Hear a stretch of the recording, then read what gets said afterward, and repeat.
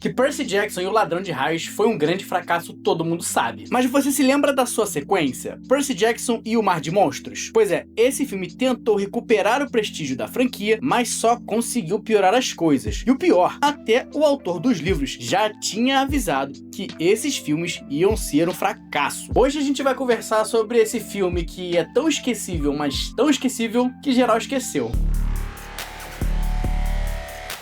Qual é, pessoa? Eu sou o André Con, seja muito bem-vindo ao Conversando, e esse aqui vai me doer um pouco porque eu amava Percy Jackson quando eu era moleque, cresci lendo os livros, mas esses filmes aqui foram um terror. E sim, a gente vai falar do segundo filme, Percy Jackson e o Mar de Monstros, porém, não dá pra falar dele sem falar do primeiro filme, porque os problemas que acontecem nessa sequência e que fecham o caixão dessa saga no cinema, são muitos deles herdados da sua obra anterior. E eu sei que falar do primeiro filme de Percy Jackson é chutar cachorro morto, mas vem comigo que vai ser bom. Caso você estivesse morando em Marte, Percy Jackson é uma série de livros de fantasia infanto-juvenil lançados entre 2005 e 2009, ou ao menos os primeiros 5 que foram os que eu acompanhei. A história era sobre o Percy, um garoto que descobre ser um semideus e filho do deus grego Poseidon. Ele parte numa missão para recuperar o raio roubado de Zeus para devolvê-lo e evitar uma guerra devastadora entre os deuses. Muita gente dizia que essa saga seria o novo Harry Potter, e sinceramente, tinha muito potencial para isso. É inegável que esse material tinha tudo para ser uma franquia absurda nos cinemas. Era uma mistura de mitologia grega, magia e aventura para fazer inveja em qualquer saga de fantasia. Só que é o seguinte, antes do fracasso que viria a ser essa saga nos cinemas, a Fox estava mais ligada que TV de porteiro e imaginava que esse sucesso ia deslanchar. O estúdio olhou para o sucesso de Harry Potter, fez umas comparações e chamou o autor dos livros do Percy para bater um papo de leve. E o estúdio adquiriu os direitos para fazer um filme da saga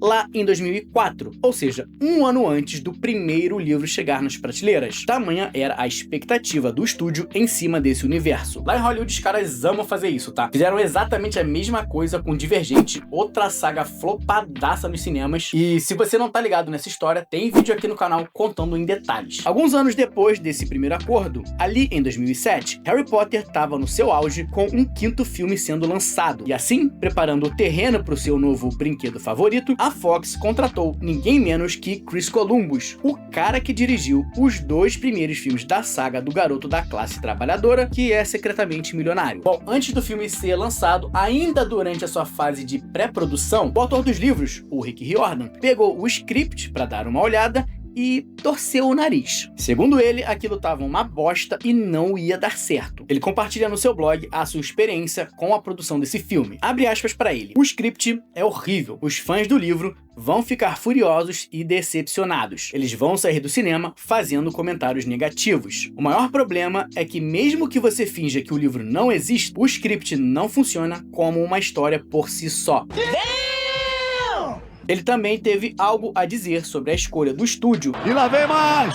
de escalar atores que estavam com cara de quem estava fazendo mestrado para interpretarem crianças nessa saga infanto-juvenil. Essa é uma má ideia. Isso mata qualquer possibilidade de construir uma franquia. A Fox ouviu as críticas do Rick, pensou bastante sobre aquilo e responderam com um Cláudia, senta lá. E aí, meu irmão, como não tinha mais nada a ser feito, o Rick Riordan sentou e esperou o desastre acontecer. O primeiro filme da saga, Percy Jackson e o Ladrão de Raios, iniciou as suas filmagens em 2009 e até concluiu sem muito drama. O filme estreou em 2010 e arrecadou uma quantia considerável, 236 milhões de dólares, vindos de um orçamento de 95 milhões, o que gerou um lucro aceitável para o estúdio. O problema foi a recepção desse filme, tanto pelo público quanto pela crítica, e em especial pela fanbase já estabelecida dos livros, que estava sedenta para ver uma adaptação bonita e fiel daquele universo e acabou dando de cara no muro. E claro, a crítica mais óbvia que eu fiz, você fez, todo mundo fez, o elenco desse filme. Os atores eram muito mais velhos que os personagens nos livros, e no filme eles faziam coisas como dirigir, pensar em sexo e por aí vai, coisa que evidentemente não tem no material original. Além disso, quem não conhecia o material original simplesmente achou o filme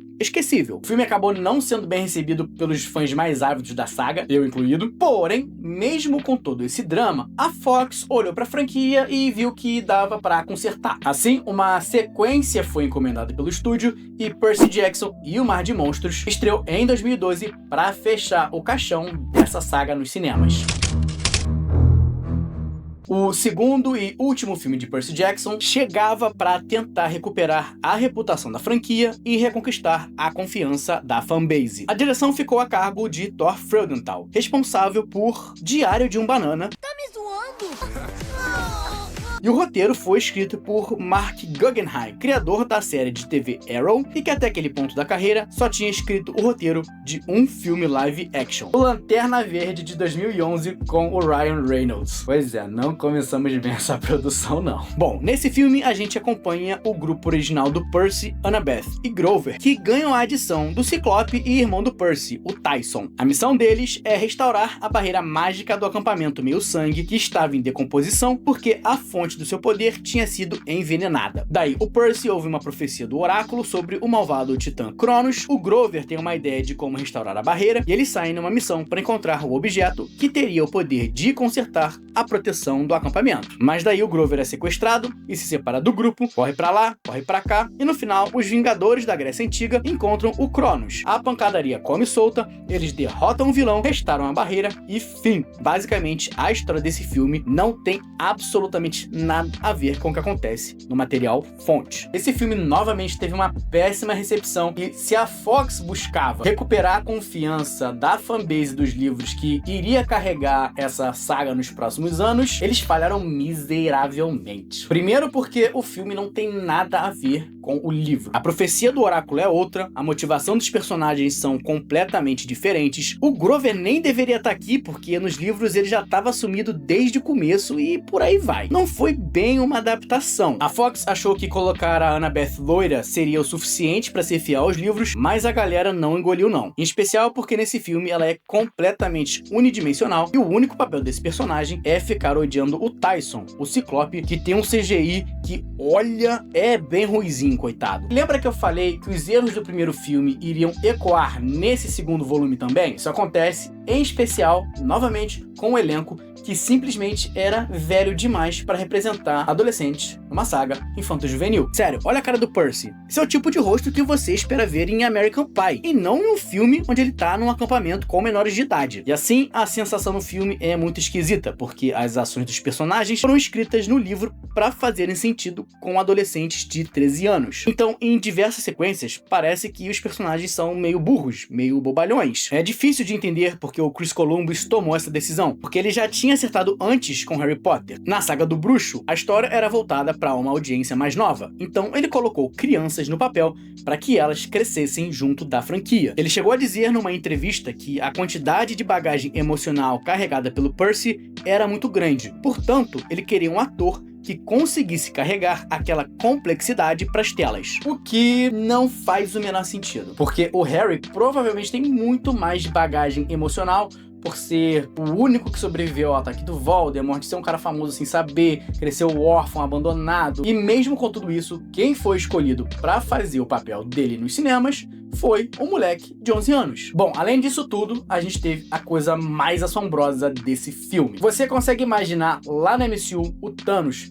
sendo derrotado já no segundo filme, ou seja, sem nenhuma apresentação, sem ser estabelecido como o grande vilão, sem ser mostrado pouco a pouco até o confronto final com os Vingadores? Pois é, foi exatamente isso que Percy Jackson e o Mar de Monstros fez. O grande vilão dessa saga é o deus Cronos, que não aparece no primeiro filme e do nada simplesmente se manifesta como o grande antagonista no segundo filme e ainda assim é derrotado pelo Percy. Diferente de Harry Potter, que estabelece o Voldemort logo de cara no primeiro filme como seu grande antagonista e constrói em cima disso o duelo entre o herói e o vilão em cada um dos filmes seguintes, Percy Jackson simplesmente descarta qualquer possibilidade de coesão na sua narrativa ao introduzir aleatoriamente um grande vilão no segundo filme que mal mal tinha sido citado no primeiro. Se pelo menos alguém tivesse avisado a eles lá no começo sobre isso, tipo, sei lá, o autor da saga, isso é muito importante se vocês querem preservar a possibilidade de uma franquia, pois o Cronos é o grande vilão da série. Eu consigo ver um script que funcione se apenas mencionarem o Cronos. Isso abriria a possibilidade de introduzir o Cronos depois. Particularmente, na minha visão, a produção do filme já sabia o flop que isso aqui ia ser, e aí decidiram enfiar o Cronos lá só para poder dar um final para a saga. No fim, todas as questões levam para a mesma conclusão. O real motivo dessa saga ter falhado é só um, e ele é bem simples. Eles tinham uma audiência gigante, uma fanbase ávida para ver uma história no cinema, e o estúdio simplesmente não respeitou o seu consumidor, fazendo alterações absurdas no seu material base completamente injustificáveis. A Fox decidiu que não precisava agradar literalmente quem ia comprar o ingresso para ver o produto dela. Eu entendo que quando você adapta uma obra, você precisa encontrar um equilíbrio entre agradar os fãs daquela saga e conseguir expandir de modo a angariar mais gente para ver o seu produto. Mas o mais importante é ser minimamente fiel ao material fonte, porque se você faz mudanças drásticas sem que haja motivos válidos para isso, a sua obra não passa de uma fanfic utilizando os personagens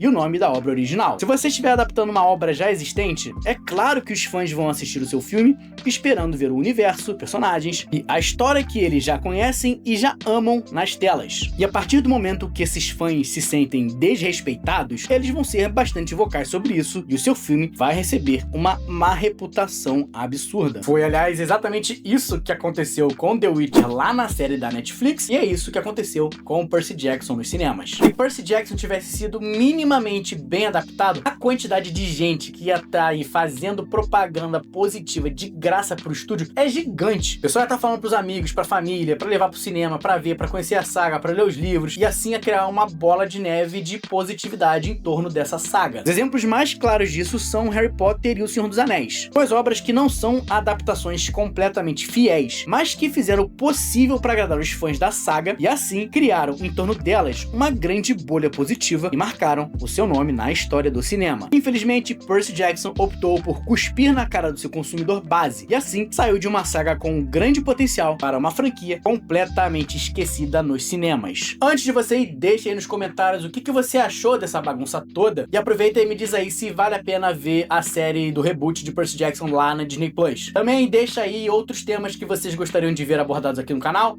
Eu sempre fico de olho nos comentários e isso ajuda bastante. Já é?